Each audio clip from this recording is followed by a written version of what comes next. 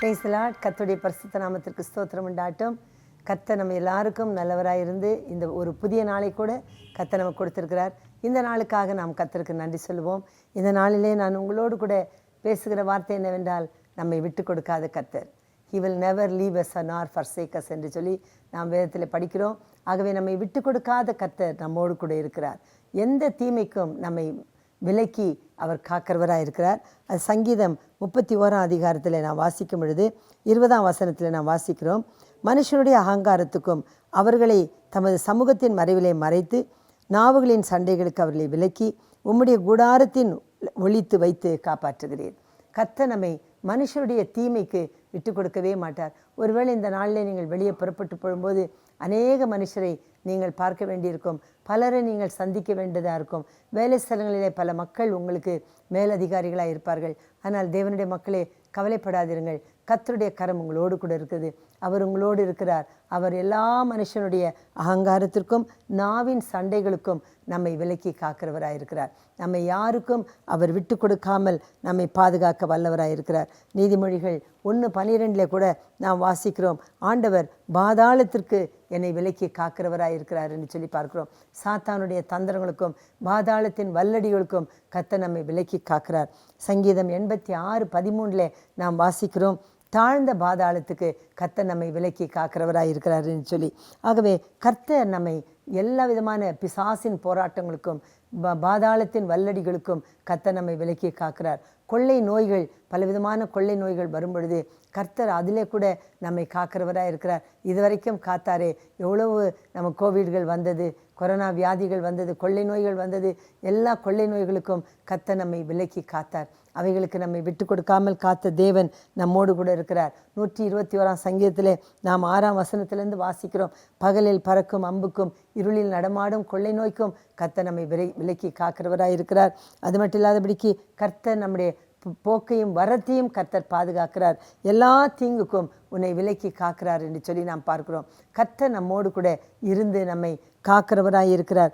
அது மட்டும் இல்லாதபடிக்கு நாம் இன்னுமாய் கூட வாசிக்கும் பொழுது சகரியா 10ஆம் அதிகாரம் 11ஆம் வசனத்தில் நாம் வாசிக்கிறோம், இடுக்கம் என்னும் சமுத்திரத்தை நாம் கடக்கையிலே சமுத்திரத்தின் ஆழத்தை கர்த்தர் அடிப்பார், அசிரியாவின் கர்வம் தாழ்த்தப்படும், எகிப்தின் கொடுங்கோல் நீங்கி போகும். ஒருவேளை நம்ம மேலே சர்வாதிகாரம் பண்ணத்தக்கதாக யாராகிலும் மனுஷர்கள் இருப்பார்களானால் அசீரியர்கள் இஸ்ரவேலரை ஒடுக்கும் பொழுது கர்த்தர் அவர்களோடு கூட இருந்து அவர்களை கர்த்தர் காத்தார்.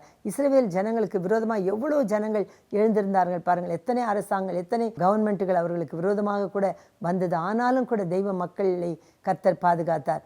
இஸ்ரவேலுக்கு விரோதமாக எகிப்து வந்தது, அசீரியா வந்தது, மீதியானியர்கள் வந்தார்கள், பாபிலோனியர்கள் வந்தார்கள், அது மட்டும் இல்லை ரோமர்கள் வந்தார்கள். இது நாள் வரைக்கும் இஸ்ரவேல் ஜனங்களை கர்த்தர் பாதுகாக்க வல்லவராகவே இருக்கிறார். எத்தனை சாம்ராஜ்யங்கள் எழுந்தாலும் அந்த மக்களை அவர்கள் ஜெயிக்க முடியாதபடிக்கு கர்த்தர் பாதுகாக்க வருவது போல இந்த நாளிலே கூட கர்த்தர் இடுக்கம் என்னும் சமுத்திரம், ஒருவேளை சமுத்திரத்தைப் போல உபத்திரவங்கள் நமக்கு வந்தாலும் அதற்கு மத்தியிலே கர்த்தர் நம்மை பாதுகாக்க வல்லவராக இருக்கிறார். அசீரியர்களைப் போல கொடுமையான மக்கள் நம்ம மேலே வந்தாலும் கூட, இழுக்கமான சந்தர்ப்பங்கள் வந்தாலும் அதிலிருந்து கர்த்தர் நம்மை விடுதலை ஆக்குவார். அது மட்டும் இல்லாதபடிக்கு நதியின் ஆழத்தை கர்த்தர் அடிப்பார் என்று சொல்லி சகரியாவிலே நாம் வாசிக்கிறோம் இல்லையா? 10:11 அது என்ன என்றால், நமக்கு புரியாத காரியங்கள் உள்ள வாழ்க்கையிலே நமக்கு சில காரியங்கள் புரியாது, சில நஷ்டங்களை நாம் மேற்கொள்ள முடியாது. அப்படிப்பட்ட சமுத்திரத்தின் ஆழம், நதியின் ஆழங்கள், இது எல்லாவற்றையும் கர்த்தர் அடித்து நமக்கு எல்லாவற்றையும் வெளிரங்க கோலமாக்கி நமக்கு எல்லாவற்றையும் காண்பிக்க அவர் வல்லவராக இருக்கிறார். ஆகவே நமக்கு தெரியாதவைகளோ அறியாதவைகளோ ஒன்றும் இல்லாதபடிக்கு கர்த்தர் நமக்கு விலக்கி காண்பிக்கிறவராக இருக்கிறார், விளக்குகிறவராக இருக்கிறார், நமக்கு காண்பிக்கிறவராக இருக்கிறார். பேதைகளாக இருந்தாலும் திசை கெட்டு போவதில்லை என்று சொல்லி ஏசாயா 35ஆம் அதிகாரத்திலே நாம் வாசிக்கிறோம். அவர்கள் பெரும் பாதியிலே நடந்தாலும் பேதையாக இருந்தாலும் அவர்கள் திசை கெட்டு போவதில்லை, அவர்களை நான் நடத்துவேன் என்று கர்த்தர் சொல்ல, குருடர்களை அவர்கள் வழியிலே நான் நடத்துவேன் என்று சொல்கிறார். கரம் பிடித்து நடத்துகிற கர்த்தராக இருக்கிறார். நம்ம எந்த தீமைக்கும் நம்மை விட்டு கொடுக்காமல் நம்மை பாதுகாக்க அவர் வல்லவராக இருக்கிறார். கர்த்தர் நம்மோடு கூட இருக்கிறபடினால் எல்லா தீங்குக்கும் நம்மை விலக்கி காப்பார்.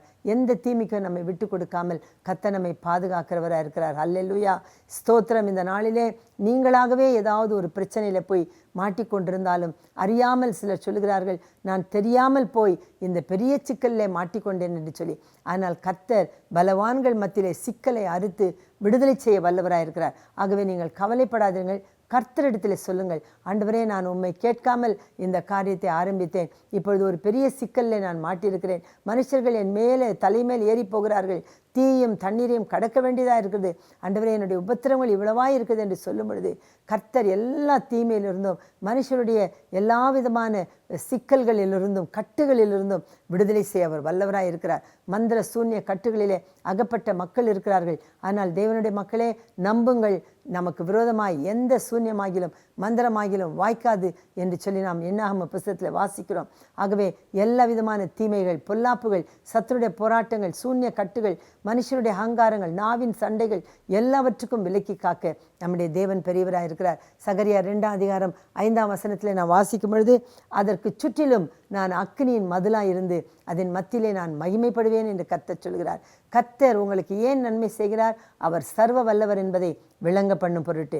சிறியவர்களும் எளிமையானவர்கள் வனாந்தரத்தில் நடக்கும் பொழுது அவர்கள் தாகத்தினால் வாய்கள் வறண்டு அவர்கள் போகும் பொழுது நான் அவர்களை கைவிடாதிருப்பேன் என்று ஏசியாவின் புஸ்தகத்தில் நாம் வாசிக்கிறோம். சிறியமையும் எளிமையான மக்களுக்கு கர்த்தர் இறங்குகிறவராக இருக்கிறார். அவர் பலவானின் கைகளுக்கு விலக்கி காக்கிறவராக இருக்கிறார். விட்டு கொடுக்காத கர்த்தர் நம்மோடு கூட இருக்கிறார். அவர் உங்களை விட்டு கொடுக்கவே மாட்டார். உங்களை சுற்றிலும் அக்கினியின் மதிலாயிருந்து உங்களை வேலை எடுத்து பாதுகாப்பார். ஒருவேளை நீங்கள் நினைக்கலாம், யாருக்கு கர்த்தர் இதெல்லாம் செய்வார்? அவருடைய பிள்ளைகளுக்கு மாத்திரம் செய்வாரா என்று நினைக்காதிருங்கள். இந்த வசனத்தை கேட்கிற யாராக இருந்தாலும் அவர்களுக்கு கர்த்தர் இந்த வசனத்தை உறுதிப்படுத்த வல்லவராக இருக்கிறார். மனுஷர் எல்லாரும் எந்த ஜாதியோ மதமோ பாஷையோ தேசமோ எதை சேர்ந்தவர்களாக இருந்தாலும் அவர்கள் எல்லாரும் கர்த்தருடைய கரத்தின் கிரியைகள் தானே. ஆகவே அவர்கள் எல்லாம் யார் மனுஷராக இருந்தாலும் அவர்களை கர்த்தர் காக்க வல்லவர், விடுதலையாக்க வல்லவர், காப்பாற்ற வல்லவர், விலக்கி காக்க வல்லவர், விட்டு கொடுக்காமல் கூட இருக்க வல்லவர். அவர் நம்மை விட்டு கொடுக்காமல் காப்பார் என்று சொல்லி உங்களுக்கு நற்செய்தி சொல்கிறேன். இன்றைக்கு நீங்கள் வீட்டை விட்டு வெளியே நடக்கும் பொழுது, காலை வாசலுக்கு வெளியே வைக்கும் பொழுது சொல்லுங்கள், என்னை விட்டு கொடுக்காதவரே என்னோடு கூட வாரும், என்னை காத்துக்கொள்ளும், என்னை வழி நடத்தும் என்று சொல்லுங்கள். கர்த்தர் உங்களோடு கூட இருந்து எல்லா தீங்குக்கும் உங்களை விலக்கி காப்பாராக. ஆமேன். நான் உங்களுக்காக ஜெபிக்கட்டும். பிதாவே, நாங்கள் உம்மை நன்றியோடு ஸ்துதிக்கிறோம். இந்த நாளை கர்த்தருடைய நாமத்தினாலே நாங்கள் ஆரம்பிக்கிறோம். ஆண்டவரே, உம்முடைய பிள்ளைகள் கர்த்தாவே உலகத்திற்குள்ளே போகும் பொழுது அவர்கள் சந்திக்கிற எல்லா மனுஷர்களுக்கும், எல்லா தீமைகளுக்கும், எல்லா பொல்லாப்புக்கும், எல்லா இடுக்கண்களுக்கும், எல்லா விதமான வஞ்சங்களுக்கும் அவர்களை நீர் விலக்கி காத்து விட்டு கொடுக்காமல் கண்ணின் மணியைப் போல காத்திடும்.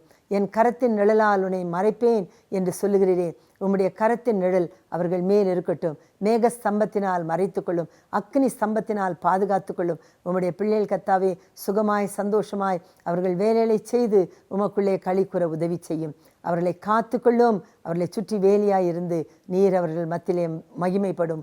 உம்முடைய நாமத்துக்கே மகிமை வரப்படும். ஆசீர்வதியும். இயேசுவின் நாமத்தில் உம்முடைய மக்களை ஆசீர்வதித்து ஜெபிக்கிறேன். உமக்கே சகல துதி கனத்தையும் மகிமையும் செலுத்துகிறேன் பரலோக பிதாவே. ஆமென். கர்த்தர் உங்களை எல்லாரையும் ஆசீர்வதிப்பாராக. கர்த்தருக்குள்ளே சமாதானத்தோடு இருங்கள். ஆமென்.